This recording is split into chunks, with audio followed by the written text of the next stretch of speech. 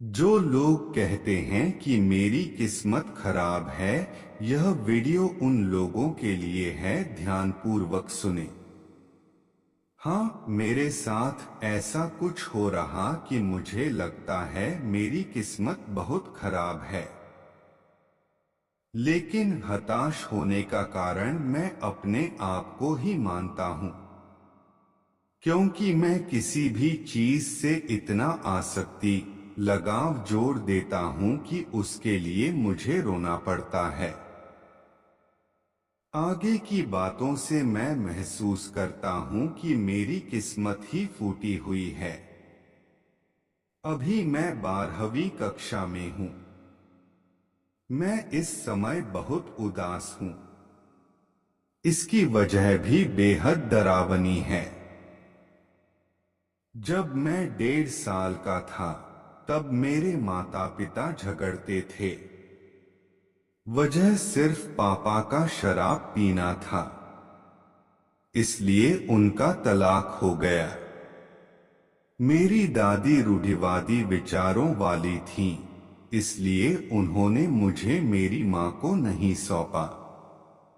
जब मैं 1.5 साल का था, तब से मेरे दादा दादी और पिता ने मेरा पालन पोषण किया। समय बीतता गया और मैं थोड़ा बड़ा हुआ तो मुझे अपने मोहल्ले के माँ बेटों का प्यार और स्नेह नजर आने लगा। बुरा लगता था। और समय बीतता गया। अब मैं 6ठी कक्षा 2014 में चला गया था। जब मैं 6ठी कक्षा में गया तो मुझे नवोदय विद्यालय में दाखिला मिल गया। वहां छात्रों को अपने माता पिता से मिलने के लिए 1 महीने तक इंतजार करना पड़ता था। लेकिन मेरी दादी या पिता कभी कभार ही आते थे, 2 या 4 महीने के बाद, क्योंकि उनके पास गाड़ी भाड़े किराए के लिए पैसे नहीं होते थे। जिस दिन वे नहीं आते थे, मैं असहज, उदास महसूस करता था। मुझे दूसरे विद्यार्थियों के माता पिता को देखकर ईर्ष्या होती थी। और साथ ही मुझे अपनी माँ की याद भी आती थी, हालांकि माँ की कोई भी याद संजोए नहीं थी। माँ की कमी का एहसास हो रहा था। जब से मैंने होश संभाला था, तब से मैंने अपनी माँ को कभी नहीं देखा था। मेरे पास उनकी फोटो भी नहीं थी, लेकिन मुझे पता था कि मेरी भी एक माँ है। जब मैं 9वीं 2017 कक्षा में था, तब तक मेरा दुख चरम पर पहुंच गया था। माँ की कमी जैसे सताने लगी। लेकिन मेरी दादी ने मुझे कभी माँ की कमी खलने न दी। अब मैंने अपनी माँ को पत्र लिखना शुरू कर दिया था, हालांकि मेरे पास उनका निश्चित पता नहीं था।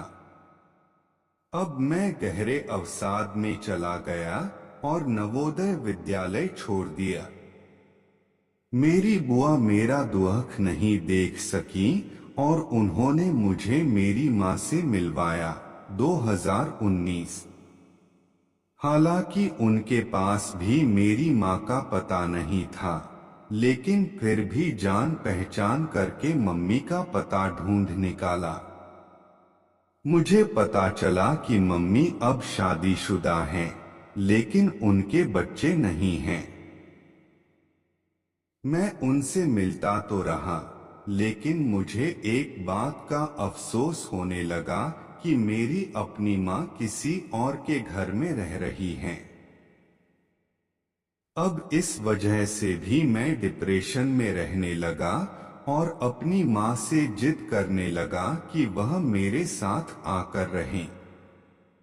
जब मैं 11वीं क्लास में गया तो हमारे बीच कलह झगड़ा शुरू हो गया। इस कारण पढ़ाई में मेरा मन नहीं लगता था। मेरी सोचने समझने की शक्ति, थिंकिंग पावर मानो खत्म हो गई हो। अगस्त महीने में जब मैं 12वीं क्लास में था तो मैंने अपनी नानी और माँ की कॉल रिकॉर्डिंग सुनी, जिसमें सिर्फ मेरे लिए नेगेटिव विचार थे। अब तो मैं और भी ज्यादा टूट गया हूँ। इस बात पर मेरे और मेरी माँ के बीच और भी बड़ा झगड़ा हुआ और उन्होंने मुझसे बात करना बंद कर दिया। माँ के साथ इस कलह के कारण पढ़ने की, मेरी सोचने समझने की शक्ति नष्ट हो गई। हालांकि मैं पहले ऐसा नहीं था। मैं इन सिर्फ 4 सालों में इतना जुड़ा कि मैं इसे बर्दाश्त नहीं कर सका। अब तो पढ़ाई भी में मेरी कोई रुचि नहीं रही। पढ़ो तो मन ही नहीं लगता। अब दिसंबर चल रहा है और मेरी HSC बोर्ड परीक्षा के लिए मात्र 1.5 महीना शेष है। मेरी 11वीं और 12वीं कक्षा की थोड़ी सी भी पढ़ाई नहीं हुई है। इन 2 सालों में मैं हर दिन अगले दिन पढ़ने के बारे में सोचता था, लेकिन अगले दिन नहीं पढ़ता था। मेरा लेखन कार्य भी अधूरा है। समझ नहीं आ रहा कि पढ़ूं या लेखन कार्य करूं। यदि मैं दोनों में से कोई भी विकल्प चुनता हूं तो मेरे अंक बुरी तरह कट सकते हैं। अंक पाने के लिए चीटिंग करना भी मेरे लिए स्वीकार्य नहीं है। मैं इस वर्ष को छोड़ना चाहता हूं और अपनी मानसिक बीमारी और अवसाद, डिप्रेशन को समाप्त करना चाहता हूं, किंतु कैसे? लेकिन असली बात तो ये है कि मैंने बोर्ड परीक्षा का फॉर्म भरा है। हमारा समाज शारीरिक बीमारी को स्वीकार करता है, लेकिन मानसिक बीमारी को कभी स्वीकार नहीं करेगा। हालांकि मैं 10वीं के बाद 2 साल तक चूक गया था, फिर भी मैंने कॉलेज ज्वाइन कर लिया।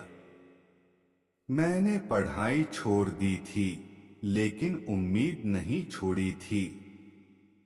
कोई अपना मर जाए तो शोक मनाकर मन मान लेता है, लेकिन कोई अपना आंखों के सामने होकर अपना ना हो तो दुख होता है, क्योंकि उसमें उम्मीद रहती है कि वह अपने को अपनाएगा। लेकिन इतनी मेरी माँ के प्रति आसक्ति, लगाव होकर भी उनको भूलना चाहता हूँ, लेकिन कैसे? मैं अपना मानसिक स्वास्थ्य सुधारना चाहता हूँ। कृपया कमेंट्स उपाय सुझाव दें।